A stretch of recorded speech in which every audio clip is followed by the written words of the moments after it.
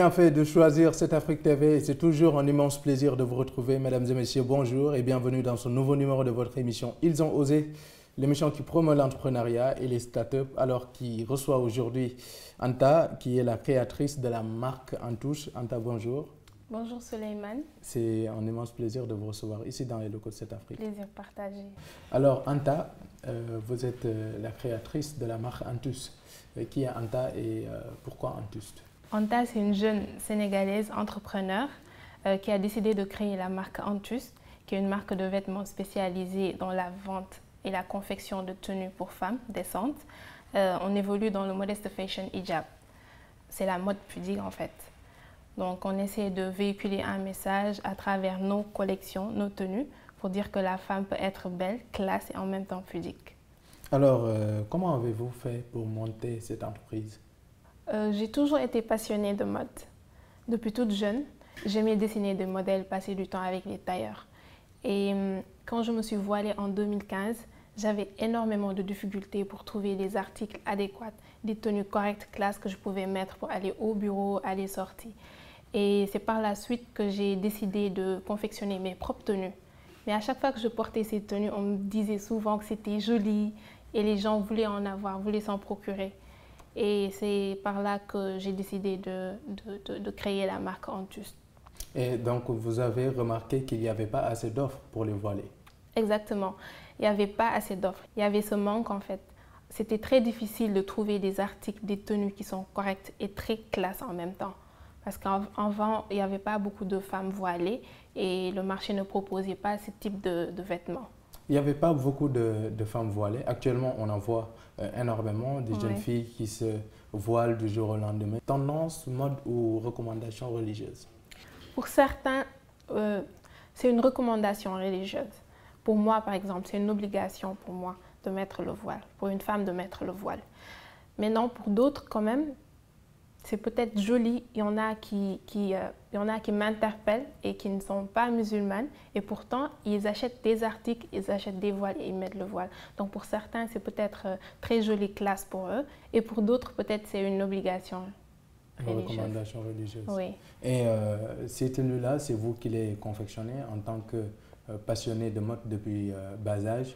Bon, ce n'est pas moi qui confectionne les modèles en tant que tel, mais je suis à la base. Je dessine les modèles que je soumets aux tailleurs et eux, ils essaient de reproduire le modèle dessiné. Ok, donc c'est vous qui êtes le designer de votre... Exactement, le styliste. Ouais. Et vous avez parlé de confectionnement, c'est nos tailleurs qui le font, hein? Oui, c'est des tailleurs sénégalais et c'est des tenues made in Sénégal. Ça a été confectionné au Sénégal et par des tailleurs sénégalais. Et comment trouvez-vous la culture de la consommation locale par rapport à cela? C'est vrai qu'avant, les Sénégalais préféraient beaucoup les tenues importées. Mais maintenant, on remarque de plus en plus que la mentalité change. Effectivement. Il y a beaucoup de stylistes sénégalais qui proposent des articles qui sont très, très classe et qui attirent en plus. Le Sénégalais commence à avoir confiance aux tailleurs, commence à avoir confiance aux stylistes qui sont ici au Sénégal. Et cela, franchement, c'est une bonne chose pour le développement de notre pays.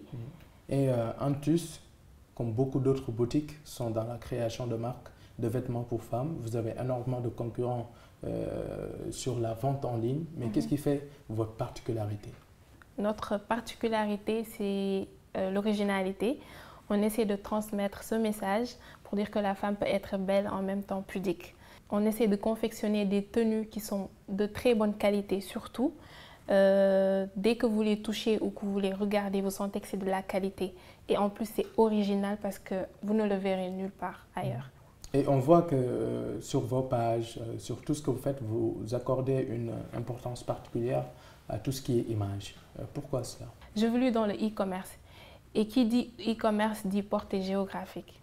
Donc, il faut qu'on essaie de véhiculer cette image, que la personne qui est derrière son portable ou derrière son ordinateur puisse voir la beauté et puisse être attirée par ce que nous proposons. C'est pour cela qu'on mise trop sur l'image. Et actuellement, vous êtes à combien de followers sur Instagram, par exemple? Actuellement, on est à 137 000 followers sur Instagram. Et sur les autres réseaux sociaux, Twitter, on est presque à 10 000. Sur Facebook, à 12 000. Alors, sur quelle durée avez-vous eu ce nombre de suiveurs-là? On a commencé en fin 2018 à être très présente sur les réseaux sociaux, à poster tout le temps des photos, faire des shootings, faire des stories. Et c'est en fin 2018, début 2019 qu'on a commencé à exister sur les réseaux sociaux, à maintenir ce cap, publier chaque jour, essayer de faire des shootings, de faire des stories, créer du contenu. Donc voilà. Alors, qui parle de réseaux sociaux, parle de la communication digitale et le Sénégal vient de traverser une crise sans précédent. Quel a été l'impact de cette crise-là dans votre secteur? Moi, je dirais que ça a un impact positif pour nous, personnellement, parce que beaucoup de gens ne connaissaient pas ce que c'est que vente en ligne. Notre particularité, je dirais en fait, que le client a la possibilité de commander à distance et de le recevoir. Donc ça, c'est un point positif. La crise a permis aux gens de plus se digitaliser, de passer beaucoup plus de temps sur les réseaux sociaux. Et c'était l'occasion rêvée pour nous d'être très présents sur ces réseaux sociaux afin que les gens puissent connaître la marque. Et étant donné que les gens devaient limiter les déplacements pour aller vers les boutiques de prêt-à-porter pour se procurer des vêtements, nous, on a cette possibilité de livrer les articles, que les gens puissent rester chez eux et recevoir les tenues qu'ils ont commandées depuis leur téléphone ou leur ordinateur. Alors effectivement, vous avez parlé de la vente en ligne. Beaucoup de jeunes se lancent dans l'entrepreneuriat en général, mais surtout dans la vente en ligne. Pour vous, à quoi est dû cela? À quoi est dû ce boom-là, cette ruée vers l'entrepreneuriat? Les gens ont vraiment envie, les jeunes ont vraiment envie de réussir. Et je dirais qu'entreprendre, c'est la clé d'une grande réussite. Donc, par exemple, si on voit une personne comme Anta qui évolue dans l'entrepreneuriat, qui a créé son propre business, cela motive en fait. Cela motive les jeunes à faire pareil, à y trouver leur compte. Quelles sont les difficultés que vous rencontrez dans votre travail? Vous savez, la mode est très très complexe, le domaine de la mode. Parce qu'on rencontre souvent des problèmes par rapport à cela. On confectionne sur mesure. Donc il y a énormément de risques et de paramètres à prendre en compte. D'accord. Et est-ce que vous pouvez nous résumer en 3 mots? En 3 mots, je dirais originalité, qualité et beauté.